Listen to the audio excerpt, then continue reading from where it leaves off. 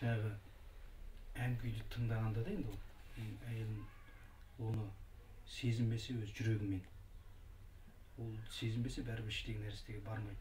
Сол үшін ол жан тәнімен ол күйді сезіне беру керек. Мәселен ақжауын тыңдаған кезде бір жаңбыр, далада жаңбыр жауып тұрғандай, сол жаңбырдың арасында келе жатқандай өзін сезінетін.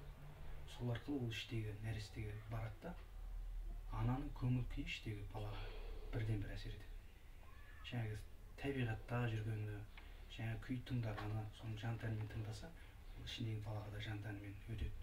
Сол арқылы сәби оны сезінеді. Сосын кейін өмірге келген кезде сол күй жаңағы аршында жазылып қалғанда, сол тыңдағанда тыныштанатын. Сол әдетте балалар жылаған кезде анасы кеудесіне жақындатса, бала жылағаны басылады. Өйткені іште жатқанда жүректің дүрсілін естімейсің ғой. Қайтып сол жүректің дүрсілін естіген кезде ол тынышталады екен. Ана күйде бейне сондай да. Іште жүргенде тыңдады, кішкене кезде тыңдады. Енді сол арқылы ол күйге жақын болып, қазақтың жаңа күйлеріне, ән күйге жақын болып.